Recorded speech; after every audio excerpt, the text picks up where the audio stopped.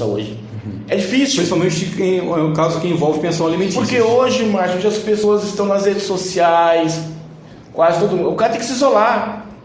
O cidadão tem uma conta bancária, o cidadão ele mora, ele trabalha, então não adianta querer ficar fugindo aí, porque não resolve. Eu sempre procuro falar para as pessoas que o melhor caminho é o diálogo.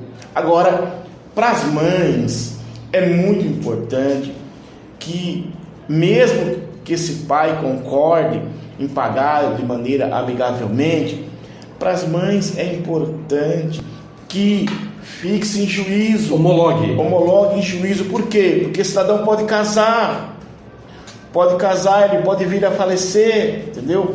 Então ali você já resguarda direitos dessa criança. É obrigação, Márcio, é obrigação do pai e da mãe zelar pela vida dessa criança. Pela educação e sustento. Pela educação. Márcio, tem um artigo muito importante no Código Penal que é o chamado abandono intelectual. O que é o abandono intelectual? É o pai que deixa de colocar seu filho na escola. É crime.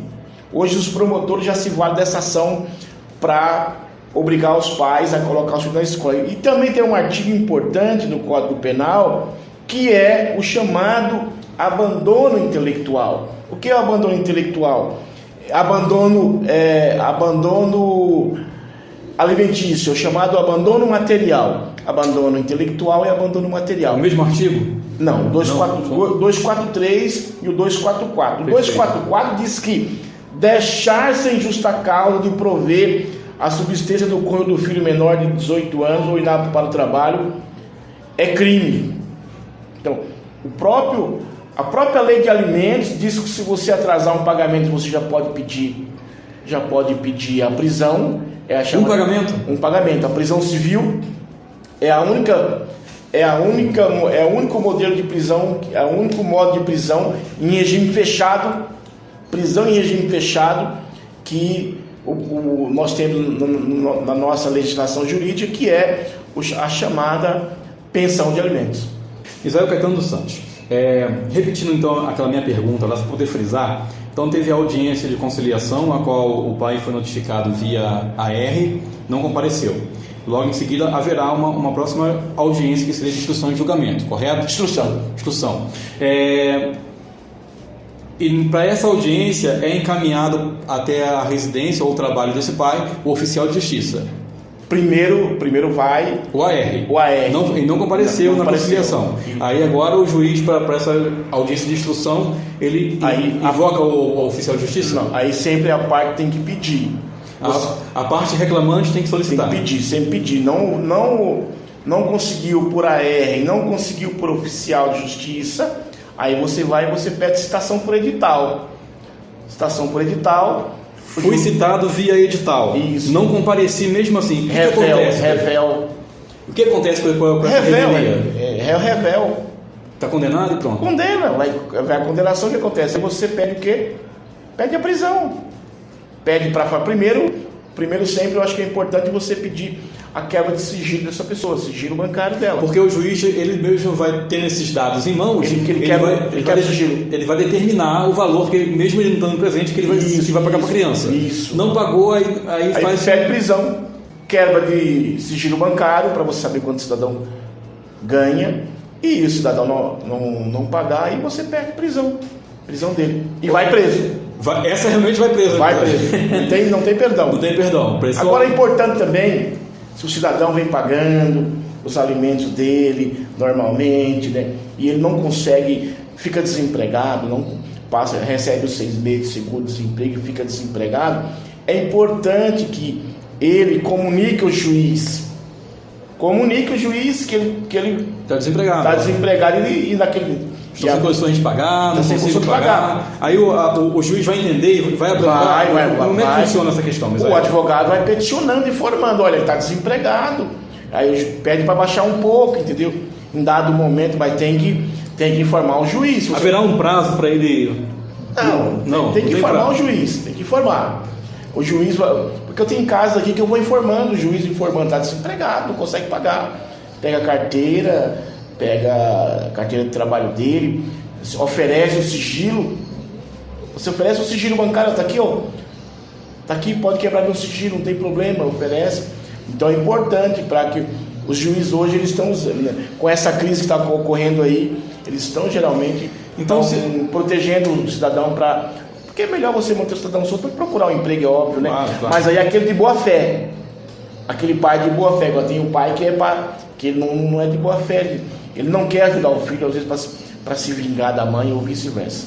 Ô Misael, então tá certo. Eu não tenho condições de pagar um advogado, eu vou ajuizar a ação por meio da Defensoria Pública, eu tenho todos os documentos, eu tenho o endereço do pai, residencial, eu tenho o endereço do trabalho, eu tenho todos os documentos e vou levar para a Defensoria Pública. Quanto tempo leva para poder... Não dá para falar. Não tem uma estimativa mais ou menos, Misael? Tem hoje, por exemplo, com essa descentralização das varas em Curitiba, tem vara no Pinheirinho, vara no Boqueirão, no SIC, tem vara de família em Santa Felicidade. Essa descentralização está fazendo com que caminhe mais rápido, mas não dá para você, por exemplo, se cair em Piraquara, prospectar assim Piraquara, por exemplo, uma das varas mais lentas do Paraná, Piraquara. É mesmo? É, Piraquara, é horrível. Não há juízo de processo em Piraquara. Piraquara é o bicho, ninguém quer falar. Até a ação sair, a criança está de maior? Isso.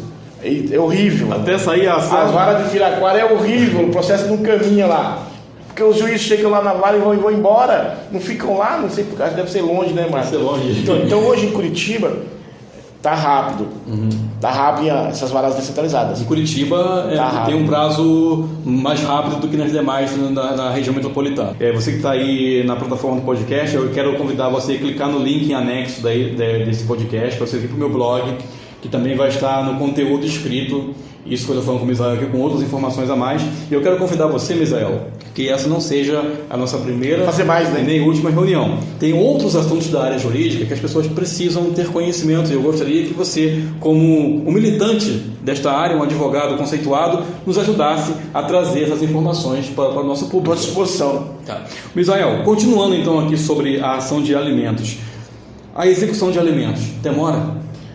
A execução de alimentos, geralmente, ela tem um grau de complexidade, porque ela é uma ação que tem por objetivo você fazer o cidadão a pagar prestações de alimentos que não estão em dia, né? Que não estão em dia, estão atrasadas, né? E geralmente o cidadão atrasou porque não tem condições de pagar, né? Então tem que executar, né? Se você já executa, geralmente você pede as 3 últimas para pedir a prisão dele, né? Geralmente se pede a prisão, a mãe já vem brava no escritório, quer a prisão do cidadão. Mas Márcio, eu sempre falo para a mãe, não adianta a gente querer prender o pai. O pai tem que estar solto para forma de trabalhar, dinheiro, e pagar a pensão. Agora, se você levanta a vida do cidadão, o cara anda de carrão, ostenta, anda de paletó e gravata, né? O cara tem uma vida nababesca, e o filho passando fome, aí o cidadão tem que pagar o preço, tem que recair sobre ele a reprimenda da lei, porque não tem amor ao filho. Há casos e há casos, né? Há casos, porque a gente vê casos aí nas redes sociais, a gente vê casos aí de famílias pobres, que as mães ficam sem comer, mas os filhos não ficam sem comer. E tem cidadão, classe média, alta aí, que ele geralmente tem relacionamentos extraconjugais, tem envolvimentos, coloca o filho no mundo e não quer proteger. Então esse cidadão tem que sofrer a reprimenda da lei. Tem que sofrer. Tem que ir em cana, Misael? Hein? Tem que ir em cana? Tem que ir preso, sim, porque é obrigação dele. Na linguagem popular, tem que ir em cana mesmo. Colocou no mundo, não fez o filho, não saiu com a mãezinha bonitinha, cheirosa, né? Então colocou no mundo, você não é obrigado a ficar com a mulher. Cada ação tem uma reação. Mas o seu filho você tem que cuidar. Então nesses casos, quando você vê má fé, então cada caso é um caso. tem que alisar cada caso, né? Márcio, cidadão trabalhador, honesto, ficou desempregado, é uma situação, né? Está desempregado, então aí a mãe tem que ponderar, tem mãe que não pondera, agora o cidadão não, situação financeira razoável, bem empregado, às vezes empresário, e não quer dar às vezes uma pensão aí de R$1.000, R$2.000 para um filho, para estudar. Aí o rigor da lei. Aí não, tem que ter o rigor da lei, tem que ter a reprimenda do Estado, porque esse cidadão ele não é um bom cidadão. Misael, eu só posso entrar com essa ação de alimentos ou pensão alimentícia no juizado especial, por meio da defensoria, da família. Da vara de família. Da vara de família, desculpe. Vara de família. Também posso procurar o Ministério Público para poder ajuizar essa ação? Geralmente, o Ministério Público tem alguns locais de atendimento ao cidadão, mas não é papel fundamental do Ministério Público. Mas pode? Pode, mas se tiver núcleo, também pode procurar as faculdades também. Muitas faculdades têm núcleo de... Nesse caso do Ministério Público, a pessoa também tem que ir amparada por um defensor público ou ela pode ir sozinha lá? Não, jamais sozinha, Márcio. Não pode. Não pode. O cidadão não pode ir numa ação, né, sozinho. Tem que sempre acompanhado de um profissional com conhecimento para fazer a proteção jurídica. Fazer um amparo, né? Eu estagiei na Defensoria Pública e eu vi muito cidadão chega lá sozinho lá e ser tripudiado, entendeu? Ser obrigado a assinar, a fazer aquilo que às vezes que não pode, o cidadão fica assustado. Então é importante Márcio, sempre ter, o cidadão tem que ter a chamada proteção legal de um técnico, de um advogado experiente, bem preparado para fazer a sua defesa. Tá certo. Misael Caetano dos Santos, advogado civil e trabalhista. O Misael é um advogado atuante aqui em Curitiba. Já quantos anos de experiência, Misael? Eu sou advogado desde 2007, mas eu estou na área desde 2003, 2004, desde que eu comecei a faculdade. Um ano depois eu comecei a estagiar e não parei mais. Não parou mais. Então são quase que de experiência mesmo, são 15 anos.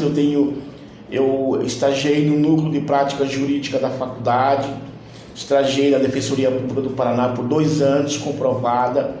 Estagiei aqui na frente, aqui, no escritório de advocacia, bem aqui na frente, aqui, nós estamos aqui no edifício Asa, no centro de Curitiba. Ou seja, conhecimento... O doutor Eliezer Antônio Medeiros, que hoje é desembargador, e mais essa experiência aí de 10 anos aí, com passinha de fora a fora aí, que é o que dá bagagem pra gente, viu, Márcio? Ou seja, conhecimento para você não falta, né, Misael? Experiência. Às vezes conhecimento você tem que sempre buscar conhecimento, mas experiência tem bastante. Tá certo. Modéstia à parte. Para quem está ouvindo esse podcast aí, que está aqui no meu blog agora, redes sociais também. Também ali na rede social do Misael. Quem quiser contactar o Misael para poder tirar alguma dúvida, saber sobre alguma ação em relação à pensão alimentícia, como é que ela pode fazer, Misael? Meu telefone do escritório é 3015-1669, ou me procurar nas redes sociais, me chamar, me adicionar nas redes sociais, Misael Caetano no Facebook, vai aparecer umas 3, 4 páginas lá, é só me chamar, me adicionar que eu respondo. Misael, mais uma vez, muito obrigado por você ter se disposto em conversar comigo. Obrigado, nesse podcast, muito obrigado mesmo. Como é que está o sítio cercado lá, Márcio? O sítio cercado está cercado. Tá cercado. Tá cercado, sítio cercado, mas tá bom.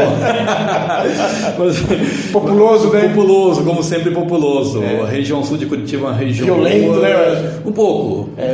Amanhã eu estarei lá no sítio cercado. Amanhã, inclusive, você tem programa na rádio RBN lá no sítio cercado, né? Então você também pode acompanhar o Misael todos os sábados lá na RBN. E agora no teu podcast também. Misael, mais uma vez, muito obrigado. Então, finaliza aqui o podcast de hoje, pessoal. Esperando você num próximo podcast. Fui! Obrigado, Márcio. Um abraço. Tchau.